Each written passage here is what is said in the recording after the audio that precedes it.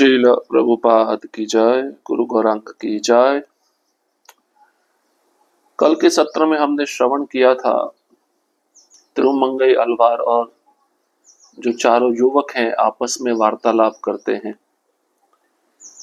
तिरुमंगई अलवार कहते हैं कि मैं आप लोगों के बारे में ज्यादा कुछ नहीं जानता हूं, लेकिन चारों युवक, चारों चोर तिरुमंगई अलवार को कहते हैं लेकिन हम आपके बारे में सब कुछ जानते हैं। आप भक्तों की सेवा वैष्णव भोज के द्वारा करते थे और उस वैष्णव भोज को हमने भी ग्रहण किया है। आपका जो सेवा भाव है अद्भुत है और आप एक संपन्न परिवार में जन्मे हैं। भक्तों की सेवा करने में आपने अपना पूरा जीवन समर्पण कर दिया। अब आप भगवान रंगनाथ की सेवा करने के लिए अपना जीवन समर्पित करने के लिए जा रहे हैं। आप सर्व संग परित्यागी बन रहे हैं, इसलिए हम आपका गुणगान भी कर रहे हैं और हम आपको अपने गुरु के रूप में स्वीकार करना चाहते हैं। हम आपके शिष्य बनना चाहते हैं। और अपने बारे में स्वयं वे कहते हैं कि हमारा जो चरित्र है बहुत घृणित है, हम कुत्सित लोग हैं, शर्मनाक हैं, क्योंकि पूर्व के समय में हम चोरी करके अपनी आजीविका कमाते थे। चोरी करते करते हम चारों एक साथ में आए, हमने एक दल बना लिया। हम अविवाहित हैं, लेकिन चोरी करने में हमें कोई चिंता नहीं होती और संपन्न व्यक्तियों को पता है कि हम कौन हैं। क्योंकि हम अभी तक पकड़े नहीं गए हैं, हमारा कोई कुछ नहीं बिगाड़ सकता, इसलिए हम आपके साथ में रहकर भगवान रंगनाथ की सेवा करना चाहते हैं। ये हमारी संक्षिप्त कहानी है। हे गुरुदेव, हम चारों मछलियां आपके जाल में फंस गई हैं। अब हम आपके शिष्य बनना चाहते हैं, आपकी तरह सर्वसंग परित्यागी बनना चाहते हैं और हम भी अपने आप को भगवान रंगनाथ की सेवा में समर्पित करना चाहते हैं। ये हमारा इच्छा है, यही हमारा निर्णय है, कृपया हमें स्वीकार कर लीजिए।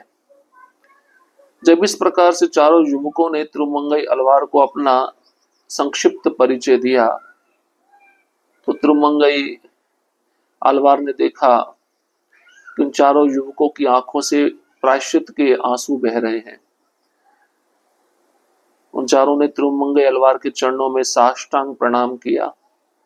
उदारता और सहानुभूति पूर्वक तिरुमंगई अलवार ने उनको उठाकर उनको आशीर्वाद दिया, उनको गले लगाया और कहा कि आप मेरे पहले 4 शिष्य बनोगे, लेकिन आपको शोक नहीं करना है, ग्लानि नहीं करनी है, क्योंकि इस प्रायश्चित के द्वारा आपने अपने सारे पापों को धो दिया है और इसी प्रायश्चित से आपके जीवन में निस्वार्थ भाव, भगवान के प्रति सेवा भाव, प्रेम, ये सब प्रकट होगा धीरे धीरे।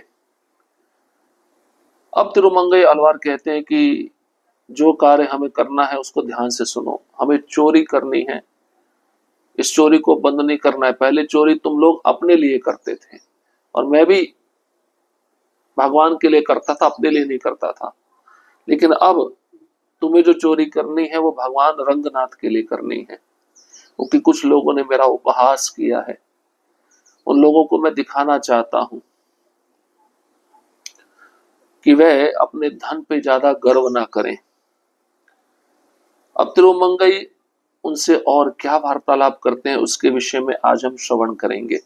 तिरुमंगई ने उनसे शांत चित्त से कहा, तुमने मुझसे अभी कहा कि संपन्न लोग भीतर ही भीतर तुम्हें 4 धूर्तों का समूह कहते हैं। मेरा अनुसरण और मेरे निर्देशों के पालन के उपरांत शीघ्र ही तुम्हें लोग शिष्ट के रूप में जानने लगेंगे। मेरी बात ध्यान पूर्वक सुनो। मेरे पास श्री रंगनाथ मंदिर के नवीनीकरण गोपुरम के साथ उसकी 4 दीवारी और भव्य ढंग से मंदिर निर्माण हेतु एक उत्तम उपाय है, परंतु वर्तमान में मेरा उद्देश्य मात्र वर्तमान गर्भगृह न व 4 दीवारी के नवीनीकरण का है। जो कि तत्कालिक, अरक्षित व अनिवार्य आवश्यकता है। तिरुमंगई अलवार चारों युवकों को कहते हैं कि भगवान रंगनाथ के मंदिर का नवीनीकरण करना है। मुख्य रूप से गोपुरम, भगवान रंगनाथ के मंदिर का आंगन, भगवान रंगनाथ मंदिर के चार दीवारी, इसको नया बनाना है और तुरंत करना है। ये बहुत ही अनिवार्य सेवा है। अपने कार्यक्रम का स्पष्टीकरण देते हुए जब मैंने संपन्न व्यक्तियों से चंदा एकत्र करना चाहा तो उन्होंने मेरा अपमान किया व मुझे तिलकधारी पाखंडी कहा। उनके इस प्रकार मेरा अनादर व उपहास करने पर मैं क्या कर सकता था। यहाँ पर बैठकर मैं यही विचार कर रहा था कि सौभाग्यवश तुम लोग यहीं आ गए। उन सभी ने साधारण व मासूम लोगों का शोषण करके संपत्ति एकत्र की है। वे निर्धनों व अज्ञानियों का खून चूसने वाली जो हैं। मैंने उनके वर्ग व प्रवृत्ति वाले लोगों से चंदा एकत्र करके अपनी योजनाओं की पूर्ति करने का प्रण लिया है। अब तिरुमंगई अलवार कहते हैं, देखो, जिन व्यक्तियों से मैं चंदा इकट्ठा करने गया था वे व्यक्ति बहुत धनी लोग थे, बहुत धनाढ्य कुल से जुड़े हुए थे, और उन्हीं लोगों ने मेरा अपमान किया तिलकधारी पाखंडी कहकर। और उनके इस द्वारा उपहास व अनादर करने पर मैं क्या कर सकता था। लेकिन भगवान की कृपा से मैं निराश होकर इसी स्थान पर बैठा था और भगवान ने तुम चारों को मेरे पास भेज दिया।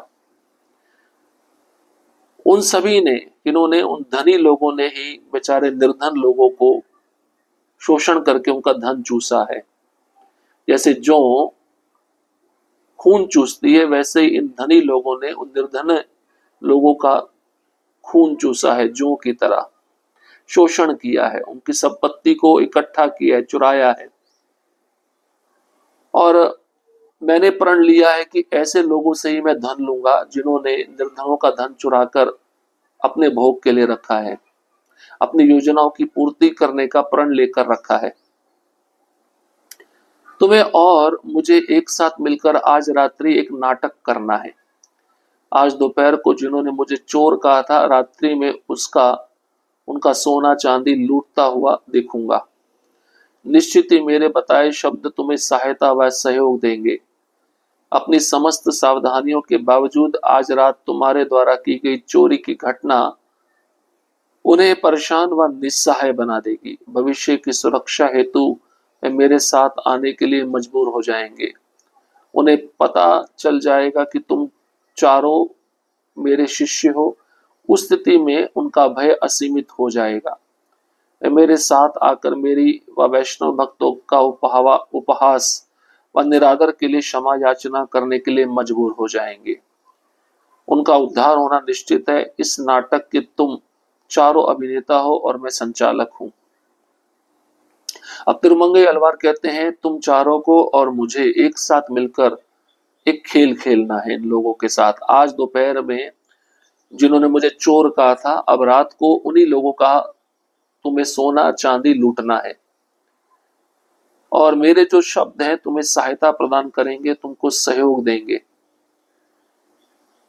और समस्त सावधानियों के बावजूद आज रात तुम्हारे द्वारा की गई जो चोरी है वह उन लोगों को परेशान व निस्सहाय बना देगी, क्योंकि भविष्य में ऐसे लोग सुरक्षा हेतु मेरे पास ही आएंगे और ये मजबूर हो जाएंगे, मेरे चरणों में गिरकर बोलेंगे, इन चारों चोरों से हमें बचा लो। और जब इनको पता चलेगा चारों चोर तो मेरे शिष्य हैं, तब उनका डर और बढ़ जाएगा।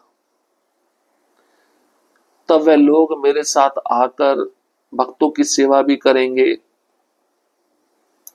जिन भक्तों का उन्होंने उपहास उड़ाया, निरादर किया, क्षमा याचना मांगेंगे उनके चरणों में गिरकर। ऐसा मैं देखना चाहता हूं, तभी उनका उद्धार होगा। तो एक वैष्णव देखिए इन लोगों का उद्धार करने के लिए भी खेल खेल रहा है और भगवान की सेवा करने के लिए भी ये खेल खेल रहा है। जैसे भगवान के भी कई नियोजन होते हैं एक लीला के द्वारा, ऐसे भक्तों के भी नियोजन होते हैं इन लीलाओं के द्वारा। इस प्रकार तिरुमंगई ने अपने व्याख्यान का अंत किया और सभी चारों युवक ऊंचे स्वर में चिल्लाए, स्वामी, एक भव्य उत्तम योजना, हम आपके दास इच्छुक सेवक हैं, सब कुछ आपकी इच्छा है और आपकी ये इच्छा अवश्य पूरी होगी। हम आपकी इस योजना को कार्यान्वित कर पाए, हमें ऐसा आशीर्वाद दें। चारों युवक एक साथ मिलकर अपने स्वामी का गुणगान करते हुए कहते हैं कि आपकी जो इच्छा है हम उसको पूरा करेंगे और आपकी इस योजना में हम आपका पूरा साथ देंगे, आपकी इस योजना को हम पूरी तरह से कार्यान्वित करेंगे, आप हमें बस आशीर्वाद दीजिए। अब इस प्रकार से चारों चोर चोरी करना प्रारंभ करते हैं। उद्देश्य है भगवान रंगनाथ का सुंदर भव्य दिव्य मंदिर बनाना, अपने लिए चोरी नहीं कर रहे हैं। अब घरों में चोरी। उस रात तिरुमंगई के उन चारों अनुयायियों ने उन 3-4 धनवान लोगों के घरों में चोरी की जिन्होंने उनके गुरु का अपमान किया था, और चोरी किए गए सोने चांदी के आभूषणों को श्री रंगनाथ मंदिर के गर्भगृह के बाहर ढेर लगाकर रख दिया। प्रातः होने तक तिरुमंगई को चोरी की सूचना दे दी। ज्यादा लोग नहीं थे, 3-4 लोग थे, पर बहुत बड़े धनाढ्य व्यापारी थे और इन्होंने ही तिरुमंगई अलवार का अपमान किया था। अब रात्रि हुई, तिरुमंगई के उन चारों अनुयायियों ने उन घरों में डाका डाला, चोरी की, जिन्होंने उनके गुरु का अपमान किया था। कोई शिष्य अपने गुरु का अपमान कैसे सहन कर सकता है? और चोरी में सोना चांदी के जितने भी आभूषण थे श्री रंगनाथ मंदिर के गर्भगृह के बाहर ढेर लगाकर उन चारों ने रख दिया। और जैसे सुबह हुई, तिरुमंगई को चोरी की सूचना दे दी गई। प्रातःकाल संपन्न व्यक्तियों ने, जिन्होंने सुरक्षा हेतु उत्तम पहरेदार रखे हुए थे, उत्सुकता पूर्वक अपने सुरक्षा कक्षों को देखा जिन पर पूर्ववत ताले लगे हुए थे, परंतु बाद में जब उन्हें खोला गया तो अंदर से वह एकदम खाली थे। वह उनमें सोने चांदी के आभूषणों का नामो निशान नहीं था। उनके आश्चर्य का ठिकाना नहीं था, यहाँ तक कि कमरे में किसी व्यक्ति के जाने का कोई चिन्ह नहीं था, परंतु उनका सारा खजाना गायब था। उन संपन्न व्यक्तियों के घर के बाहर आश्चर्यचकित हुए लोगों की भीड़ लग गई। ऐसा ही होता है, जब आप किसी के साथ बुरा करते हो ना, तो आपके जीवन में भी बुरा होता है। इसलिए कर्म लौट कर वापस आता है। किसी के जीवन में हमें कोई कष्ट नहीं पहुंचाना चाहिए, कोई दुख नहीं देना चाहिए। इन्हीं धनवान लोगों ने निर्धनों का पैसा लूटकर अपने पास रखा था, अब वही पैसा इन चारों ने चुरा लिया। अब जैसे सुबह हुई तो यहाँ पे बताया गया है, धनवान लोग जिनके घर में चोरी हुई थी, जिन्होंने बड़े बड़े पहरेदार रखे थे अपने धन की सुरक्षा के लिए, उत्सुकता पूर्वक अपने सुरक्षा कक्षों को देखा जहां पर पहले की तरह ताले लगे हुए थे। तो ताले कैसे लग गए थे? देखिए, एक चोर कैसा था, वो बिना चाबी के ताले में फूंक मारता था, ताला खुल जाता था और धन चुरा लेता था, फिर ताले में फूंक मारता था, ताला लग जाता था पहले जैसा। ये चोर ने ऐसे चोरी की थी। जब उस ताले को खोला गया चाबी से तो अंदर देखा तो एकदम खाली था तिजोरी।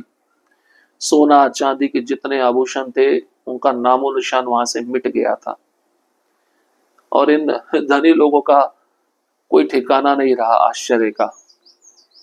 और कमरे में किसी व्यक्ति के आने का कोई चिन्ह नहीं, जाने का कोई चिन्ह नहीं। सारा खजाना कैसे गायब हो गया?